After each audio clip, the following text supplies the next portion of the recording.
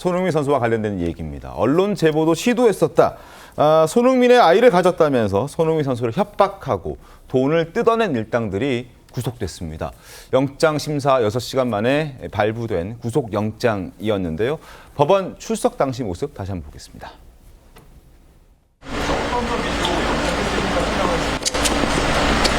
손흥민 선수 측에게 확인 말씀 없으십니까? 진행할게요. 합의 인정하십니까? 협조 부탁합니다. 여전히 임신했다고 주장하시는 겁니까? 손흥민 선수 측에게 확인 말씀 없으실까요? 죄송합니다. 혐의 인정하십니까? 네, 인정합니다. 죄송합니다. 7천만 원 추가로 요구하신 거 맞을까요? 이유 죄송합니다. 증거인멸 우려와 또 도망, 도주의 우려가 있다면서 결국 두 사람은 다 구속이 됐습니다. 이미 알려진 것처럼 구속된 여성은 손흥민 선수에게 이미 3억 원을 받아갔고 챙겼고 이제 다른 남성, 40대 남성 A씨는 추가로 7천만 원 정도를 받아내려다가 미수에 그친 그런 혐의를 받고 있죠. 그런데 이 남성이 지난달에 기자들에게 접근을 해서 장윤주 변호사님, 네. 제보해주겠다. 손흥민 선수와 관련해서 엄청난 게 있으니 제보해주겠다. 네. 제보해줄 테니 돈 좀 달라. 뭐 이런 얘기들을 했다면서요. 그렇죠. 이 구속된 여성 같은 경우에는 작년 6월에 관련된 뭐 태아의 초음파 사진을 보냈다 뭐 이런 부분들이 알려졌는데요. 네. 이 남성 같은 경우에는 그러니까 지난달에도 4월 달에도 일부 기자에게 이메일을 보내서 제보할 게 있다라고 하고 그리고 살해금을 요구하는 그런 내용을 보냈다라고 합니다. 그렇기 때문에 사실 이 부분에 대해서 아마 구속이 바로 된 것은 당연히 뭐 증거인멸 우려나 도주 우려 이런 부분도 있겠지만 죄질 자체도 수사기관에서 봤을 때도 별로 좋지 않게 보고 있는 점도 작용을 한 것으로 봐야 될 것 같고요. 네. 일단 아직은 수사 중이기 때문에 수사 결과를 보고 좀 더 좀 얘기를 해야 될 것 같다라는 생각도 듭니다. 자, 경찰도 수사 속도를 내고 있습니다. 자, 여기서 하나 또 짚고 가야 될 게 이 여성, 20대 여성 실제로 임신을 한 건 맞는 거예요. 그러니까 임신 진단을 받은 사실은 이제 확인을 했습니다. 이 여성이 아이가 없는데 손흥민 선수에게 아이가 있다라고 얘기한 건 아닙니다. 아이는 임신했었고. 근데 이제 이 아이가 과연 손흥민 선수의 아이인가 아니면 다른 사람의 아이인가? 이제 이게 확인이 안 되는 거잖아요.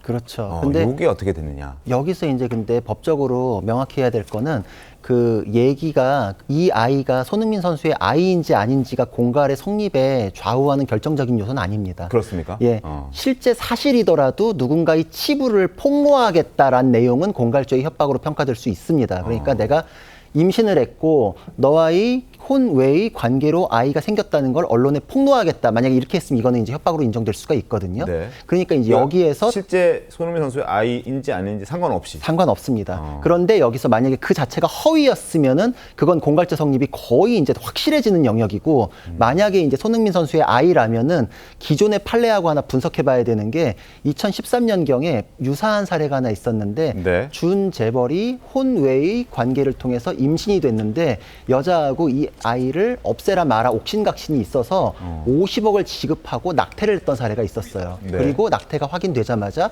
그 준재벌이 바로 공갈죄로 고소를 했는데 무죄가 났어요, 그때는. 아하. 왜냐하면 이제 사실관계를 잘 따져야 되는 게 그때 사안에서 그 여자는 나는 낳겠다, 난 어떻게 해야 될지 모르겠다라고 해서 그냥 입을 다물어 버렸거든요. 그러니까 남자가 자기가 후계 구도나 상속 문제에 영향이 있을까봐 애를 없애라 자기가 먼저 요구를 했다. 그러니까 여자가 뭔가를 폭로하겠다 이런 해악의 고지를 먼저 해서 돈을 받아간 게 아니라 네. 남자 쪽에서 자기의 이해관계가 먼저 작동했던 걸로 보인다. 그렇기 때문에 그 사례에서는 비슷하게 돈이 오고 가고 임신 중절을 했음에도 불구하고 무죄가 됐는데 여기에선 지금 구속영장이 발부됐던 걸 보면은 폭로하겠다라는 얘기가 어느 정도 확인됐던 걸로 보인다. 그러니까 네. 진실한 내용이더라도 폭로하겠다라는 거는 공갈죄 성립 가능성이 높다. 그렇기 때문에 구속이 된 걸로 보이고 네. 그렇기 때문에 앞으로 이 여자분에 대해서는 적극적으로 내가 돈을 뜯어내기 위한 행동을 어떻게 했는지 요게 이제 수사의 포인트. 그리고 그 남자에 대해서는 별로 의문 없이 공갈 미수죄는 성립된 걸로 보이고 자기가 당사자도 아니고 돈을 받을 권리가 없거든요.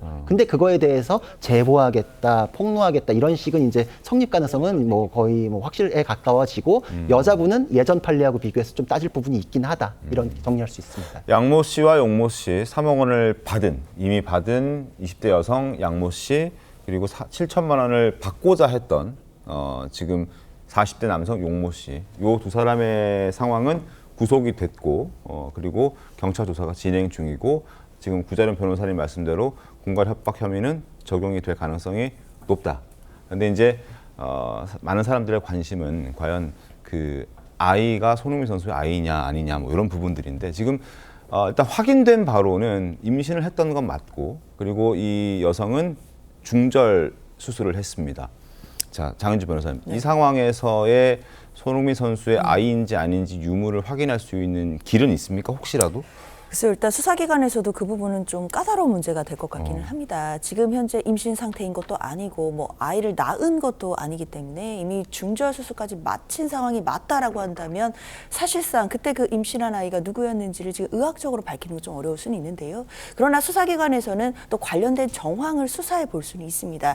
특히 나눴던 대화라든지 또는 그 여성의 그 당시의 행적이라든지 그리고 손흥민 선수와 뭐 만남을 가졌던 그때 그 시기가 맞는지 이런 부분들을 통해서 당시의 사정들을 좀 추정해 볼 수는 있겠다라는 생각은 드는데 네. 일단 수사기관으로서도 범죄 사실을 확정하기 위해서라도 이 관련된 말이 진실인지 아닌지는 좀 확인해 볼 가능성은 있어 보이거든요. 그렇기 때문에 수사기관이 관련해서 뭐 여러 그 참고인들의 진술이라든지 당시 상황에 여러 가지 상황들을 복귀하는 과정 속에서는 그런 부분들이 조금은 드러날 가능성도 남아는 있다라고 봐야겠습니다. 최병욱 위원님, 지금 경찰 조사 과정에서 드러난 것들을 보면 각서를 썼다는 얘기가 있습니다. 각서에 30억 원. 그러니까 이걸 외부에 알리면 30억 원을 이제 손흥민 선수에게 이 여성이 지급해야 된다라는 내용의 각서거든요. 네. 요 내용도 좀 의미가 있지 않습니까?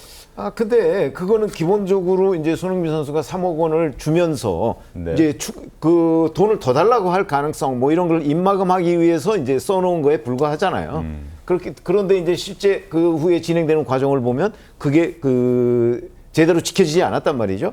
그러니까 뭐 이 각서 같은 거는 별로 중요한 내용은 아니고요. 더군다나 이게 이제 이 여성이 네. 그 다른 용모 씨라는 다른 남성과 함께 이번에는 이제 다시 협박에 나선 거잖아요. 그렇기 때문에 뭐 처음에 여성이 뭐 폭로했을 경우에 뭘 어떻게 하겠다고 쓴 각서 이건 뭐 법률적으로는 좀 따져봐야 되겠지만 뭐 이 사건 전체로 봐서는 큰 의미는 없다고 봅니다. 알겠습니다.